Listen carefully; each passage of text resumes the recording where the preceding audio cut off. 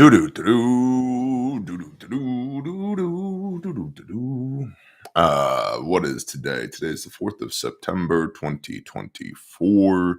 This is probably the preamble to the live stream because YouTube doesn't like me to be live. So if you're listening on the podcast in the top 1% of the world, or you're on the replay crew, good morning, welcome, shalom. We should be live relatively soon. Waiting on the recap. Oh, are we there? Are we there? Are we live now? Akiata Skarata, can you hear the sounds of my voice? 12C.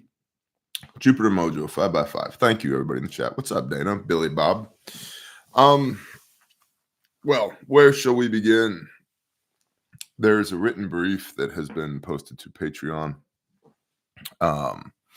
And I'm probably not going to do the written brief today because I've had, 13 and a half hours of sleep in the last 4 days, and 10 and a half of it was last night. Praise Yah. That was really good. Good morning, Liberty, Liberty, Liberty, Liberty. You guys know the drill. The show is brought to you by the creator of the universe and by Patreon and by the fine people at Patreon and the fine people at Refuge Medical that I've been training with from Sunday morning to Tuesday morning. Yeah, today's Wednesday, something like that. Pretty much straight through. And then there's Refuge in the chat. We had another life saved. That's 2 in the last 72 hours. Yeah. So we're up to 136 total lives saved with American-made, guaranteed forever trauma medicine equipment and training. And so if you need some stuff or you need to learn how to use your stuff, come see us, refugemedical.com. And Lone Star Living, praise Yah. Yeah, we had, let's see, what were they? The one that just came in. So Project Tribute Foundation is up to 27 lives saved. Good morning, Sarah Kelly. I'll get with you in just a moment. Thank you for the super chat. So Project Tribute is up to 27 law enforcement officers right there. And then Refuge Medical Direct lives saved. Number 109 just came in this morning, which was a domestic where let's say a brother's sister was involved in a domestic. She was stabbed in the extremities. He applied tourniquets and then applied a judicial amount of force with certain inalienable rights tools to end the situation and then got her elevated to a higher level of care. Amazing. And then 108 that came in yesterday was an attempted suicide that somebody got a soft T on. Not just, I know who it was, but I don't know if they want to be, we have, I don't know them in person, but I know of them. And anyway, this is somebody with a little bit of a following, and I don't really want to put them on blast. If they want to tell the story, they can. But it was an attempted suicide. And so, yeah, this stuff matters. It's not just what we've been doing with Refuge for the last, 4 days, running around in the woods with web gear and rifles and shooting at each other and simulating ambushes and making people react to contact and carry their rucksacks through the woods and decide somewhere around 3 a.m. Oh, I'm carrying way too much shit. Yeah, that's the whole point of doing training like that. It's not just that. It's not just cool guy stuff. And it's one of the things I talk about all the time. Medical preps are one of the few things that people prep that actually have everyday application before the balloon goes up, man. These 136 lives are before SHTF. Before SHTF. So, multiple law enforcement officers here in the recent past through Project Tribute, and then just in the last day or two, attempted suicide and a domestic stabby shooty situation where bad guy's been dealt with and good girl was able to make it to the hospital. So that's amazing. Praise Yah.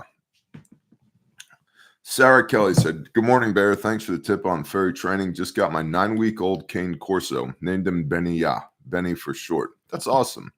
Good job, Sarah." Oh, and like I was saying, got a written brief. It's up on Patreon. I am, frankly, still just a little too disoriented, discombobulated to be reading the written brief this morning. I did kind of cruise the internet just a little bit, and then we're going to do some Q&A. Shalom, y'all. It's really swollen. Striker Kate, I was going to text you this morning and ask how you were doing, and then I didn't, so I apologize. Tato, me too, bro. Yeah. Lots of people. A lot of people I know are very just tired and discombobulated today. There's a teaching point just in that. What's your op tempo and SHTF going to be like, especially with your little group that doesn't actually train together? Yeah. All right. I was looking at this on Russia Today, RT. I guess I should preamble. Bear Independent has 2 channel strikes, and if you get 3 channel strikes on YouTube, they delete your channel forever. So, alternate YouTube channel is The Blue Collar President. The Blue Collar President. You will also find me on the Refuge channel. So, you should be subscribed to both of those. And then also Patreon. And I'm also on Instagram and unfortunately Facebook. So, and then of course Patreon. Now, from RT, Republican presidential candidate Donald Trump has suggested that the black book with deceased sex trafficker Jeffrey Epstein's client list could be made public should he be elected president. Now, I don't know, right? Who knows? I don't know. I'm not in the Trump campaign. I don't even talk to people in the Trump campaign. I know a couple of people. What's up, Biffer? What's up, bro? I'm subbed to both and on Patreon. I know you are. Thank you, Biffer. I also need a new mouse. Let's wax poetic for a moment. You guys remember the old days when a mouse actually had a roller ball in it, and then when the mouse stopped working, well, you'd take the thing apart, you turn the little thing on the bottom, and that that roller ball had like a weird little bit of a slightly sticky texture to it. Will come out, you'd get some rubbing alcohol, you'd clean it off, you clean the contacts in there, you put it all back together again, and then your mouse would work again. Yeah. This has basically just become like a really poor wheel chalk at this point. So Trump is saying, hey, we're gonna do away with the Epstein client, or we are going to make public the Epstein client list. We'll see. I don't know. What's in the remainder of this article? Epstein worked as we all know who he was. Quote, I never went to his island, fortunately, but a lot of people did, end quote, Trump said in an interview with Lex Friedman podcast published on Tuesday. Quote, it's very interesting, isn't it? Probably will be, by the way, end quote, Trump told Friedman after the host said it was very strange that the list of people who traveled to Little St. James, which is the island that Epstein owned, had never been made public. Trump compared the Epstein disclosures to declassifying the last remaining documents related to the 1963 assassination of President John F. Kennedy and said he would, quote, certainly take a look at it and would be inclined to release the client list. Really good book if you're one of those people that reads, which I recommend you should be. I believe it's called Crossfire by Jim Marrs. Jimmarrs. Jim Marrs.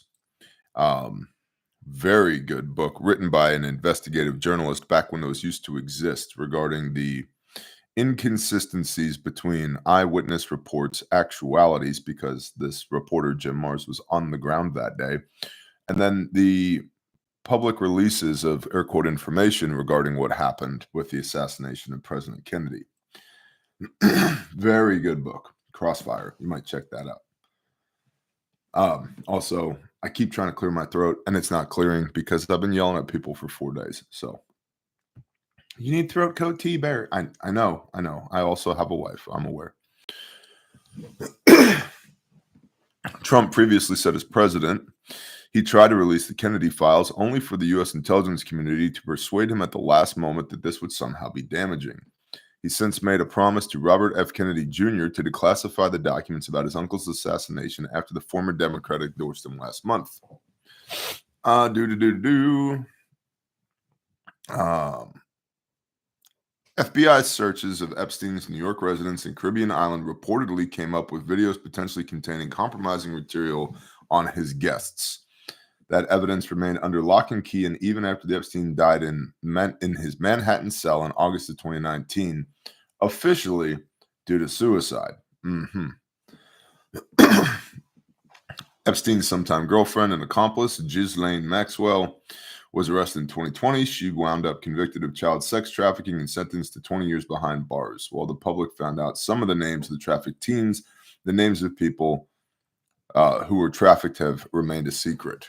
Now, the FBI led this investigation, and I'm not saying that everybody inside of the FBI is bad, but I am saying that the top-down leadership and the deep, what would I call them? The deep state, the bureaucrats who've been there forever and a day, unelected, who their only affiliation is to themselves. Not good folks. So, yeah, interesting. Epstein's client list may be published by Trump. Maybe they'll try and shoot him again. There's another article from RT. Rothschilds helping Ukraine clinch debt restructuring. Kiev's financial advisor arranging a face-to-face meeting with bondholders in July 2022 was after initial talks failed, according to reports. Ukraine reached its agreement with bondholders on a debt restructuring as results of efforts by Rothschild & Co. Reuters reported on Tuesday, citing sources involved in the talks. Kiev's appointed Rothschild as an advisor to its finance ministry in 2019. Oh, the Rothschilds are the ones figuring out how to spend your U.S. taxpayer dollars. No, Ukraine has always been about fights between good and evil, man. That's what's going on over there. It definitely has nothing to do with laundering funds and taking your money and throwing it in the trash. Shalom, Pastor Bear. I struggle mightily with love your enemies. How can I love someone who wishes death upon me and hates my Messiah, Yeshua? Pray for me. All right. Pastor Bear question. I'm gonna answer this. I don't know if I'm going to answer it well. When you say someone wishes death on you, that's over the line for me, because the Torah and Messiah are about the preservation of life. So if somebody wishes death upon me, and there are several, maybe we're even up to many now. I don't know. I haven't done an official tally in a while. That puts them in a different bracket. And a lot of people get wrapped around the axles on thou shalt not kill. It's not thou shalt not kill. It's thou shalt not murder. Murder is a heart condition. Murder is preemptive. And that's why Messiah says, if you call your brother an idiot, racha, you've murdered them because your heart is against them. But killing and killing bad people is absolutely biblical and absolutely righteous. You can read in the Psalms, King David, do I not hate what you hate with a righteous hatred? Yeah. So what does Yah hate? Read Proverbs, and these 7 abominations that he hates: a lying tongue, a proud look, one causing strife between brothers, the shedding of innocent blood, feet that are quick to run to evil, right? The Father hates those. And if he hates them and we work for him and are covered by the blood of his Son and we're made in his image, if he hates him, we should hate him. And so just understand there is a line in there about with my enemies, how far should I love them? If somebody's trying to kill you, if somebody walks in here and starts shooting and they have malice in their heart, I'm going to kill them. It's not murder. I didn't preemptively decide the next person who walks through the door, I'm shooting regardless. That's murder. No, if you're trying to kill me, you're trying to injure or kill innocent people, you're a problem, and that problem will be dealt with. That's not murder, that's killing. And killing righteously is okay. So, how do I love my enemies that are trying to kill me? I don't. And I don't think there's biblical premise for that. How do I love my enemies that aren't trying to kill me? Well, that's a different type of enemy now, is it? You should pray for them. But one of the best ways, at least for me, that I can love people like that is from a distance. I can pray for them. The best way for me to love them might be for me to choose to not work against them and also to not let it bother me. One of the things that I've had to learn over and over and over again is I'm not for everybody and everybody's not for me. And that's okay. Even if they're a good person. Okay. There were 12 tribes in Israel, 13 if you count the Levites. Gad and Naphtali did not hang out. Issachar and Judah did not hang out, unless it was the Moedim, the appointed times of Leviticus 23, and they were going up to the temple at Jerusalem to observe Sukkot or Shavuot or Pesach or whatever you might have. They weren't enemies; they were brothers. But even as brothers, they didn't hang out all that much. And so there's biblical precedent for love your enemy at a distance. What about Messiah? Oh, well, we got to go forth and spread the gospel to all nations. And I'd ask you a question here. Since the New Testament hadn't been written yet at this point, what scriptures were they using to spread the gospel? And then therefore, where is the gospel found? How interesting. What a concept. So go spread the gospel to all nations. But Messiah himself says, if a house does not receive you, remove your peace from it, remove your shalom from it, knock the dust off your feet and move on to the next one. Oh, wait a minute. I thought we had to convert the entire world. No, you have to preach to the entire world. It's not up to you whether or not they receive it. That's not your job. And if you want biblical precedent on that, read all of the major and minor prophets. Specifically, Ezekiel, where the father tells him, hey, you have to go say this. And if you don't go say this, the blood of these people who never heard my word is on your head. But if you do go say it and they refuse to hear you, their blood is on their heads. So the agreement that the Father has with men of Elohim is you go speak my word. Not you have to make people listen. Not you have to convict, because the Holy Spirit, the Ruach HaKodesh, that's the job of the Spirit, is to convict. So when you're trying to make somebody be convicted, you're actually outside of your lane. You're outside of your purview. You're trying to do work of the Spirit, which is an emanation of Elohim. You are created in the image of Elohim by his hands, but you're not him. The Spirit is a facet of him. So stop trying to do the work of the Spirit. That's not your job. Your job is to speak the words of Elohim so that the Spirit of Elohim can convict. And if it does, great. And if it doesn't, great. Your job is simply to speak it. So loving your neighbor, right? Loving your enemies, pray for them. If you can, don't work against them. If you can, do something nice for them that might benefit them. This is what Messiah is talking about. You're heaping coals upon their head. Those coals could become conviction. That's a witness there that, like, even somebody that's your enemy, you're going out of your way to help. I'll admit I'm not great at that. And so the best way for me to love my enemies is at a distance, because it limits the temptation for me to operate in the flesh. Oh, we're enemies now? Watch this. I will destroy you. It's like, yeah, but those enemies, they're also fearfully and wonderfully created in Yah's image. Messiah also died for them. They're also worthy of redemption. They also have an opportunity to enter the kingdom, just like I did when I was an absolute busted up piece of shit. When I was somebody that I would have been an enemy with today, the Father still saw fit to love me and redeem me. But if I can't provide that good witness to them because our worldly bullshit is getting in the way, then the best way for me to love them is from a distance. Now, again, to reiterate, that's all different than somebody's trying to kill me. Somebody's trying to kill me. Mm. Harder, better, faster, stronger, smarter. Yeah, no, because that's murder in their mind, which means killing on my end is righteous, legitimate. So, J954, I don't know if that helps you or not, but that's what I got on that.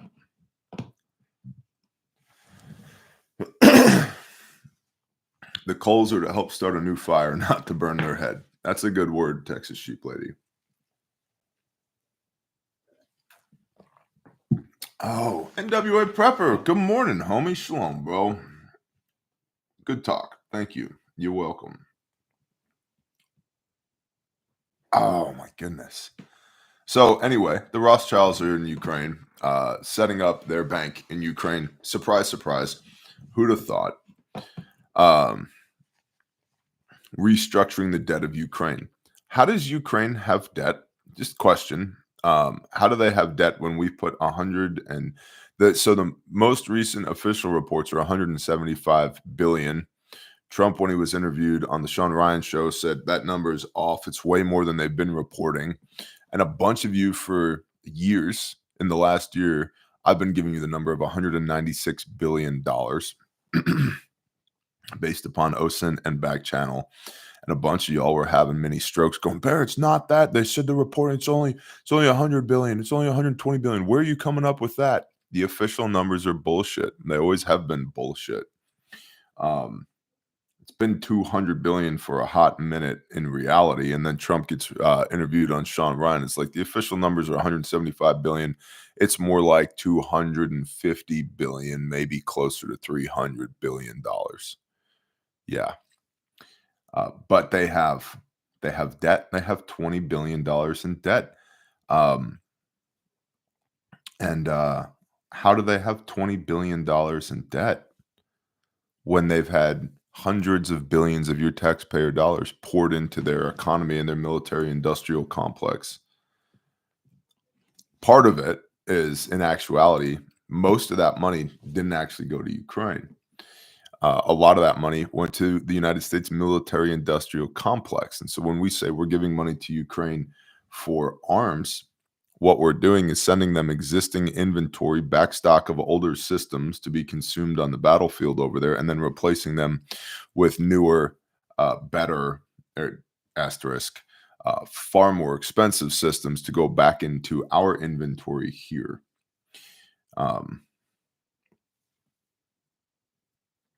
How does the wife have a $5 million Bugatti? Exactly, Aaron. Exactly. They're worse than a drunk housewife with a credit card. Wow. Interesting. So anyway, the Rothschilds are involved in Ukraine. I wanted to throw that out there. And then just cursory, interesting here. From Axios. In private, top advisors to White House President Kamala Harris and former President Trump agree on three things. One, Harris had a phenomenal month, record fundraising, little serious scrutiny, plus enthusiasm and a party unity that few expected. Now, I can tear that apart. Record fundraising. Why? Because the global elites want her in power so they can continue doing their bullshit, not represent the people of the United States of America. Little serious scrutiny. Why? Because the media is in on it. The media is part of the deep state. She's done one interview in the last 30 days. One campaign event in the last 30 days. Trump's done 34. Yeah, but Kamala's the woman for the job. Okay. Plus enthusiasm, manufactured. Have you guys seen this? That number one, there's a woman asked Alexa, and if you have one of those spy devices in your house, sorry, but you should throw it in the trash. Alexa, tell me why I should vote for Donald Trump. And Alexa's response was, I'm sorry, but I'm not allowed to give political advice, blah, blah, blah, blah, blah. Okay. Alexa, tell me why I should vote for Kamala Harris.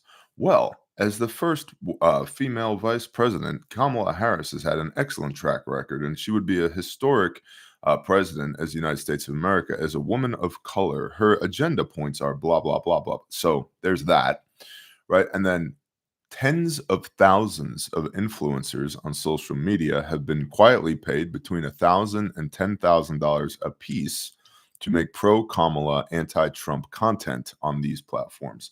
And we should probably just camp there for a moment.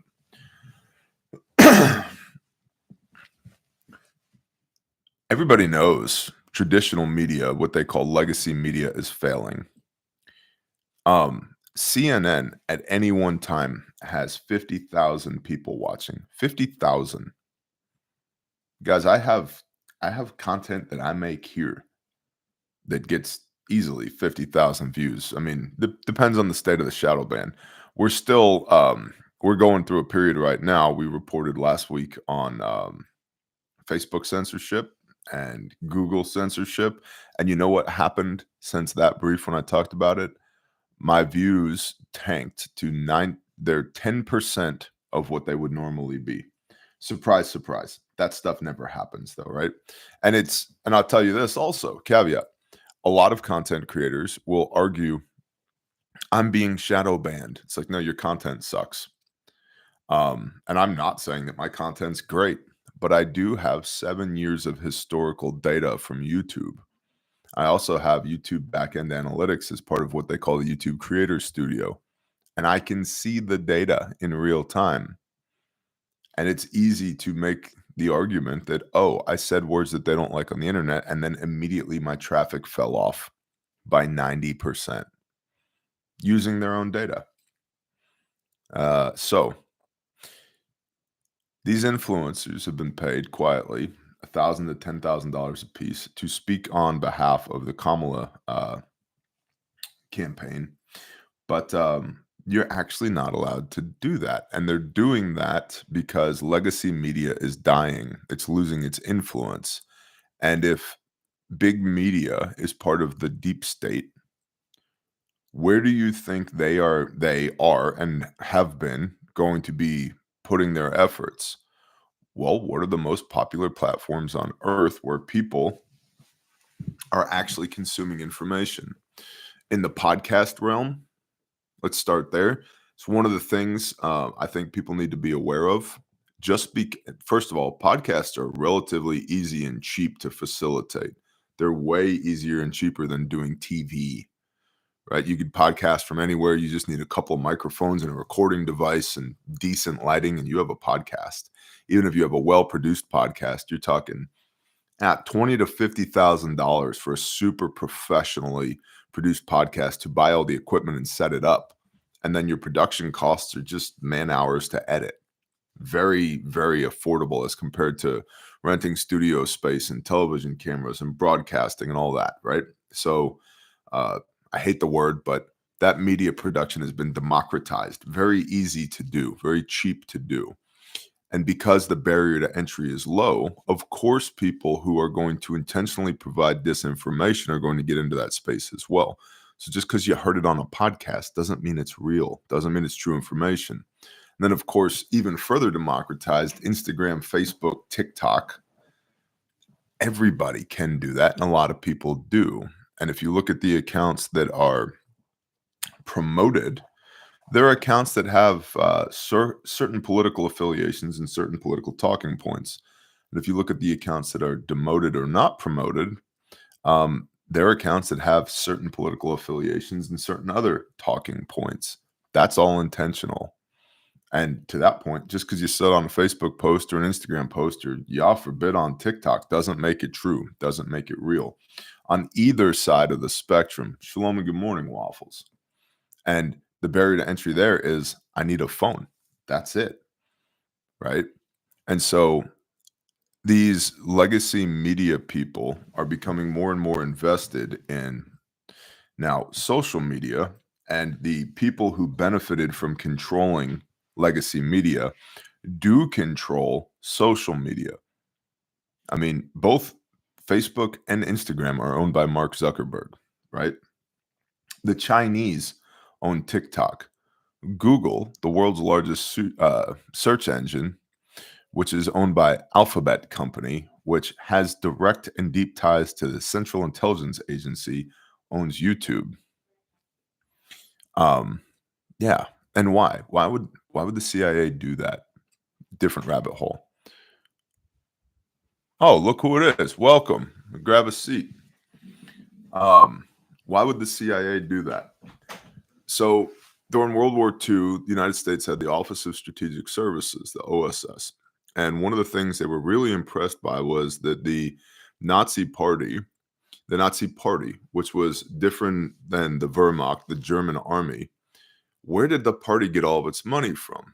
And they had started or co-opted 750 different businesses in the 30s to provide revenue streams to fund the Nazi Party and their shenanigans, black money that had no oversight by the German government. The OSS, Wild Bill Donovan, inherited the Nazi intelligence network after World War II. Their whole intelligence community, their networks, their operatives, we inherited all of that intentionally. We wanted it for reasons. So they learned this trick and then became the Central Intelligence Agency in the early 50s and immediately set up a bunch of different businesses or co-opted existing businesses that a portion of that revenue is siphoned off and goes into black projects that never have any congressional oversight because they're not accountable to, nor do they want to be accountable to, some dude in a cheap three-piece suit in Washington, D.C. telling them what they can and can't do. So why would they start things like, I don't know, Facebook? Oh, no. CIA didn't start Facebook. LifeLog. There was a program called LifeLog that looked exactly like Facebook that was shut down the day before Facebook went public. And then some college kid starts Facebook, Mark Zuckerberg. And remember during Trump's last candidacy, it was so popular. There were so many people logging on to billionaire Trump's website that his website went down. Couldn't handle it. Servers couldn't handle it. But some college kid, Mark Zuckerberg, starts Facebook. And in a few weeks, millions of people sign up and his servers never crash one time because they weren't his servers. He's the front guy. What about Google? What about YouTube? Yeah, the front. And then why are these people that have these political affiliations chosen? Because they know how to use the data to extrapolate wealth from people like you. And then they use politics, two-party politics in particular, to keep people polarized on one end of the spectrum or the other. So you guys will continue to fight each other without realizing the whole point is to get you to fight each other so that you can be controlled. But I digress upon my digression. Oh, hey, what's over here? Good morning, Internet. Hey, who are you? I'm Ed Hubble. I'm the Iridium Group on the Internet. You're also known as the Snowbird. You're the whole group. Yeah, I'm the whole group that the public gets to see. I know what that's like. We're gonna podcast here shortly. It's gonna be awesome. Yep. So, anywho, legacy media is falling apart as far as their reach and their influence is concerned.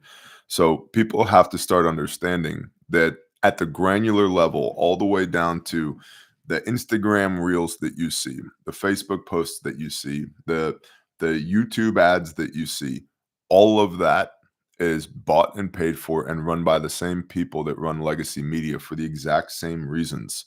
And podcast. Just because you heard it on a podcast doesn't make it true. And I'm bringing that up because a lot of people have thought, well, this is new cutting edge technology. It's been democratized. I'm going to get better information closer to the source from people that aren't aligned with this two-party system or the political ruling elites. No, absolutely. They're all compromised. So just something to be aware of. So back to this Axios article real quick.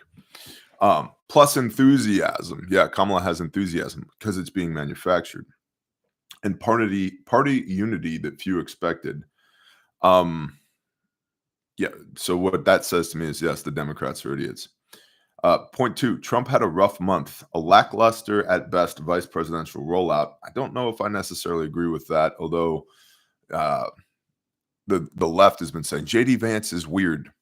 He might be weird. I don't know. I don't know enough about him yet. Let's see.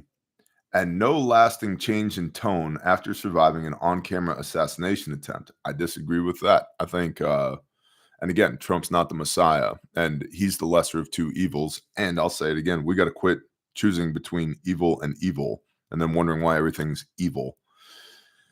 I thought the interview that Trump did with Sean Ryan was good. I also noticed for the first time ever, the man is definitely getting older. Sean would ask him a question, and Trump's ability to respond immediately on a couple of occasions was it was noted that it wasn't an instant. He didn't immediately come back. He stopped and thought, and not a deep introspection thought, but stopped to gather his thoughts on a few occasions. And that's not something that I'm used to seeing from him because he's getting older. Here's the third point in the article that I thought was the whole reason we're here. Yet the race is within a polling margin of error in all 7 swing states: Arizona, Nevada, Wisconsin, Michigan, Pennsylvania, North Carolina, and Georgia. Within the polling margin of error. The last 2 elections were decided by 54,000 votes total in a nation of 340 million people. How many illegal aliens are here? Just in Georgia, where illegal aliens aren't allowed to vote, and in some states they are, which is absurd. But just in Georgia, thus far, they found more than 3,000 illegal aliens who are registered to vote, just in the state of Georgia. How did those illegal aliens get on the voting scrolls in the first place? Where did the ballots come from? Here's another question. The United States Postal Service that delivers the ballots, they're unionized. What party and what candidate does that union support? Electoral College, Bear. Yeah, I'm tracking on Electoral College. So where do the ballots come from? And I'm tracking on Electoral College and how the whole thing's supposed to work. My point is it doesn't work that way. So, things to think about. 7 swing states. The all 7 swing states, the polling is within the margin of error. The last 2 elections, 54,000 votes, the difference between the winner and the loser. And there's how many millions? 10 to 15 million illegal immigrants to the United States of America currently. Just to reiterate, I think they're going to try and steal the election again. I think they're going to. And they might. They might just do it. And if they do, I think it's going to be freaking chaos.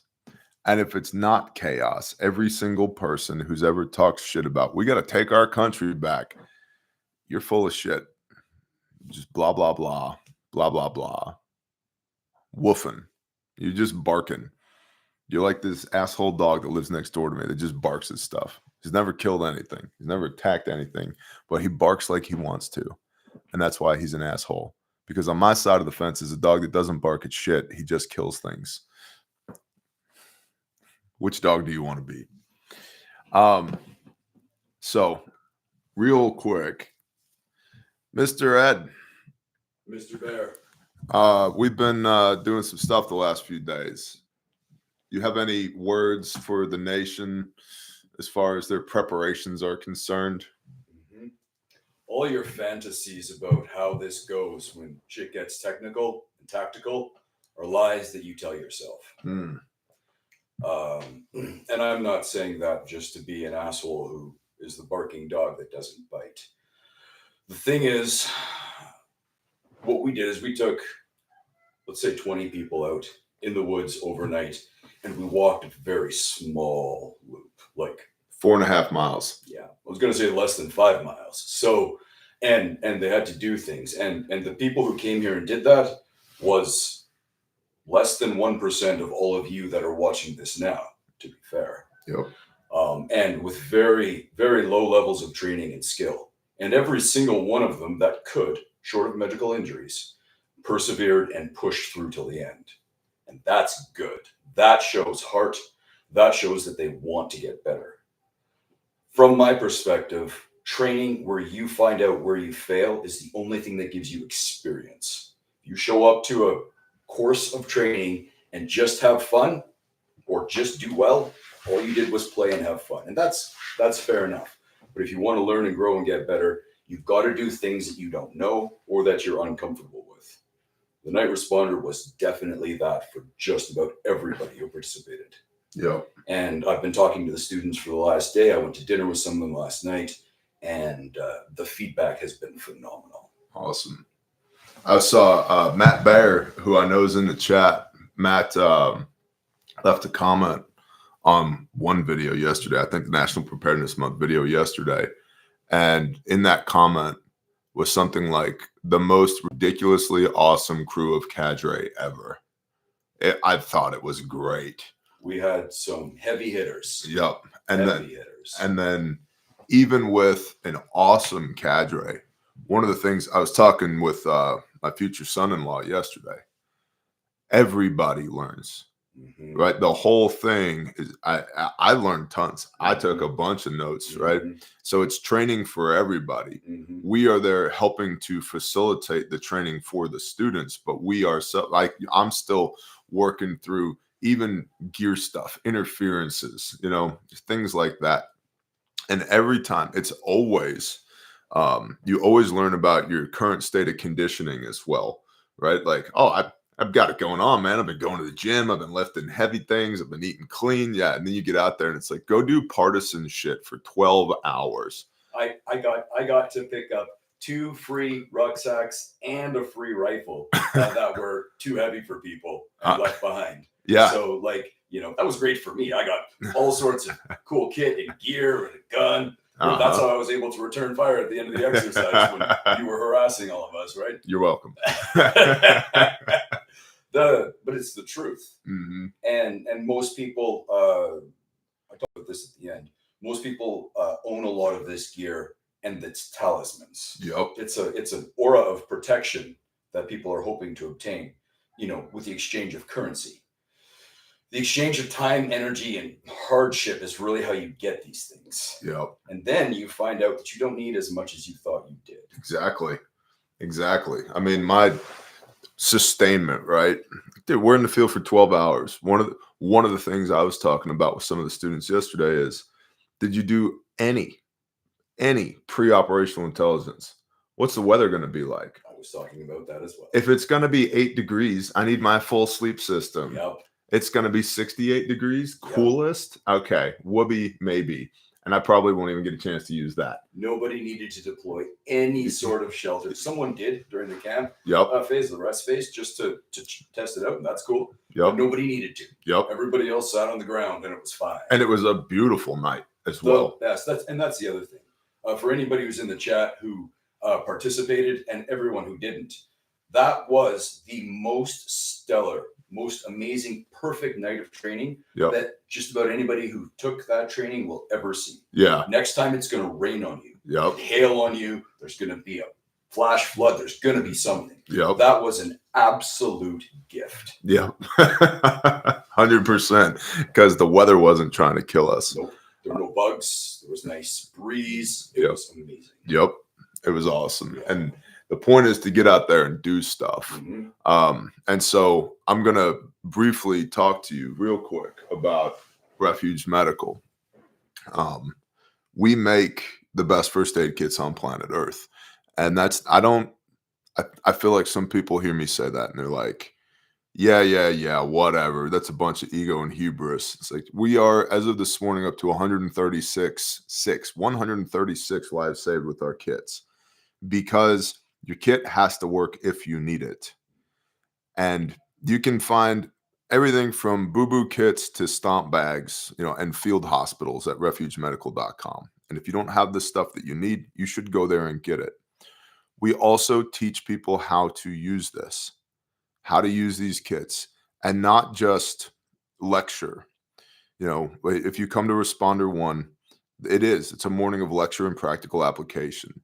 Responder 2, we start forcing you to use this stuff under stress. By Responder 3, in Responder 1, you put your tourniquet on the first time, you're like, ow, that hurts. Yeah. By Responder 3, You know, you're running around the building or across the parking lot or maneuvering or doing push-ups with tourniquets on, and you don't even know they're there anymore. You know, and then anyway, all that to say, the point there is to expand your pain threshold to the point where it doesn't matter anymore. And that's done through inducing stress so that you get the reps and sets into where you don't have to think about it. Because if you find yourself, I don't know, patrolling down a road, which is, I mean, roads are where people get killed. Patrolling down a road, I can walk, and this is a whole nother thing, 12 hours to move 4.5 miles. 12 hours to move 4.5 miles. And that was good for them. Yeah. Yeah. Overland. That right? was good for them.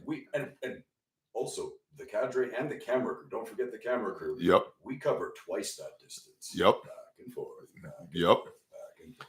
And we weren't all smoked at the end of it. Not because we are above everybody else, not because we're better than everybody else, but because of exactly what Bear's talking about, where you get to the point where the pain and the discomfort isn't the primary limiting factor. Right. All right. I'm just, we're here now. This was my expectation. Yes. But there's a lot of people who are like, well, I can walk 3 miles an hour. If I walk 8 hours a day, I can cover 24 miles in a day, Bear. Where? On the road? Where I will ambush you or somebody else will? And it doesn't take that much. I mean, we had between students and cadre, call it 24 people walking through this one area of a road where 6 guys ate their lunch in under a minute, just because they had the high ground and they had concealment, and it was over. It was over before it began. And so so when something like that happens, I don't need to be trying to figure out how to use a tourniquet. And maybe in your world, the likelihood of that happening is 0, but mentally, get into a 4-car pileup. That's the equivalent in the civilian world. And that's also way more prevalent. You don't want to be figuring out how to use this stuff then, when it's all just turned to shit in a moment. You need the reps and sets. And so we sell awesome kits. We also perform awesome training. And so if you haven't come to class yet, or you need a refresher, we have class dates December 8th and 9th at Refuge Medical. Come see us. I was in the talk 2 nights ago, and I was talking to Pastor Joe. It's like, Bear, who are you to teach patrolling? I didn't. Pastor Joe taught patrolling. Right. And did a stellar job. Right. Yeah. He only had 17 years in special forces, like dealing with people who come with nothing and like, all right, cool. Yeah. You suck. Great. Let's just figure out a way to get you to be able to walk. Right. Which you think is simple. Turn off the lights. Go somewhere you've never been before and have the terrain not be flat. Have it all be messed up. And then be working with a bunch of people that you've never met before who are all trying to communicate in different ways, and it's confusing. Yep. It's like being in a mosh pit with no fun concert going on. Oh, and by the way, because you're using night vision for the first time, your eyeballs are 3 to 4 inches ahead of where you expect them to be with your feet. So you're tripping and stumbling. Yep. This is all the sort of nuance that until you do it and somebody tells you this is why you're having this problem, you don't think about that. Yep. And then once you do, you're like, oh, okay, cool. I need to do this a bunch more times before I'm not actively thinking about what am I doing. Because when I'm thinking about what am I doing, you can't think about 7 things that you need to do at the same time. You need to get this to a point where you're not thinking about it. Like in the middle of a firefight, in the dark, where you can't see. If you have to put a tourniquet on somebody's leg, you shouldn't be thinking about it, which is why, like the R2 and R3 that we did the entire day before, with 50 to 100 tourniquet applications per student. That's not an exaggeration. It's not. And they were doing it one-handed on the wrong side, trying to figure out, like, I don't have this hand. I got to use this hand to get a tourniquet on this arm. How do I do that? That's a problem set to work through. You got to get people to a point where they're not thinking about, like, oh, I got to get as tight as possible, and then, start the windlass going, and then how do I tie off the tail? They're just like, I'm just doing this thing while I'm thinking about what I'm doing next. Right? And so building those reps and sets is the priority. Shalom. And I was telling Pastor Joe in the talk, I was like, you can't buy this training. I'm looking around, right? I'm like, Navy SEAL, Marine Special Forces, Marine Corps, Army Vet, Airborne, Special Forces. And this is just who happened to be in the talk drinking coffee at this moment. You know what I mean? And I'm like, you can't buy this training as a civilian. And then it clicked. It's like, oh, yeah, you can. Like, we just did it. And another thing I don't think people realize is, like, for what we charged for that class, and I'm not saying it was the ticket was a low-end cost on the ticket. It wasn't, but it barely covered cost. And then when you see, and that is because we had all these people, like you being one of them, who come down here their own time, their own dime to just be able to contribute and teach people. It's because we have this awesome network of friends, right? And so it was the night responder was amazing. It was an awesome class. But if you don't know the basics right now, please come to class December 8th and 9th. refugemedical.com is where you can find that stuff. Just click the training tab. Oh, you're good, Dud. It's fine. You didn't totally. just put a pole right in front of my I thought y'all face. were just talking. All right. My bad. Oops. So with that, you guys know the drill. grindstoneministries.com. If you need a copy of the scriptures and you don't have one, you can come see us at grindstoneministries.com. And you can also sign up for the email blast so that if you want to come deploy with us to tornadoes and hurricanes and help people after they've lost everything, that's part of what we do with Grindstone. We are also currently remodeling a facility, and we need professional landscape and dirt contractors to correct drainage issues. And we're looking for an HVAC guy to fix and or replace 2 broken AC units. And if that's you, just contact us through grindstoneministries.com, please, and thank you. calebhouse.org. You all know the drill. Right now, you can go to refugeruckus.com, sign up for the Refuge Ruckus, help us raise funds and awareness for our counter-trafficking ministries. And we're also going to ruck. What is it? What's the ruckus? So on Friday, we have speakers and presenters and vendors. Saturday, we have a massive Bible study, fellowship, worship. We get to hang out and just rest. And then Sunday morning, Team Crunchy is going to drag Team Creamy through a pile of mud in our first ever Bear Nation tug of war. Captain of Team Crunchy is me. And I'm looking forward to destroying all of you creamy folks. And then we're going to go ruck around downtown Fort Smith, Arkansas, waving middle fingers to pedophiles to raise funds and awareness for Caleb House, which is our counter-trafficking ministry. And so we're commanded to forsake not the widow and the orphan, and we take that seriously. And we are supported by you, not by anybody else. I don't take a dime from the government because I will not adhere to any woke ideological bullshit. We're going to read the Bible and do what it says. And that's the way we're going to raise these kids in our care, in care houses for as long as it takes, with no timeline on that restoration project, which is these children's lives. And that's all funded by you. And so if that sounds good to you, if that's something that the Spirit's working you on, Caleb House, Caleb with a K.org. And that's the drill. That's the brief. I'm going to pray, because that's the thing we do around here. You okay over there, Dad? You gonna make it?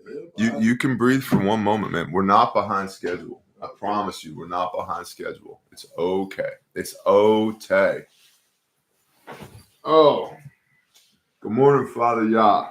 Father, thank you for all these awesome people. Thank you for all these awesome people. Thank you for all the things that we take for granted every day. Thank you for allowing us to wake up this morning with breath in our lungs, to have people that love us, to have a meaningful existence and a sense of purpose. Thank you for redeeming us back into your house by the blood of your Son, even if we are a peculiar people, a stiff-necked people. You, for some reason, have just relentlessly pursued us and loved us beyond comprehension. And I thank you for that and pray that we wouldn't lose sight of that today.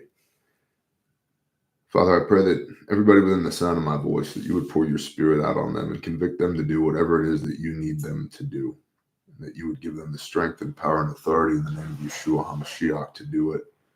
And that we would fear nothing but you, and therefore experience your perfect peace, your shalom.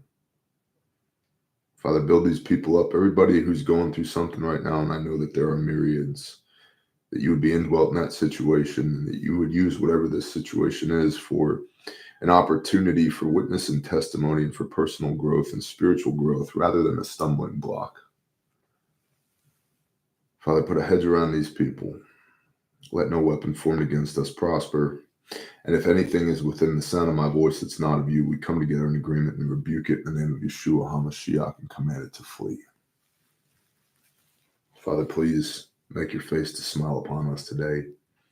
Guide us in our thoughts, in our words, and our deeds, and be near to us. And please provide miraculous provision, protection, and blessing. In Yeshua's name. Amen. Amen. All right, y'all. I'm going to hang out with my homies, and lucky for y'all, you will be privy to the conversation. We typically podcast on Fridays, but you know, Ed's here, and International edition. Yeah, international edition.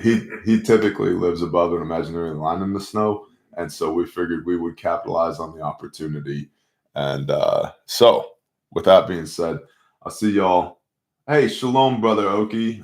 Keeping you in prayer, homie. We will see y'all when we see y'all. Oh, hold on. I hit the wrong button. Almost. This mouse not working. It's jamming me up. I gotta hit this button. End. Fiend.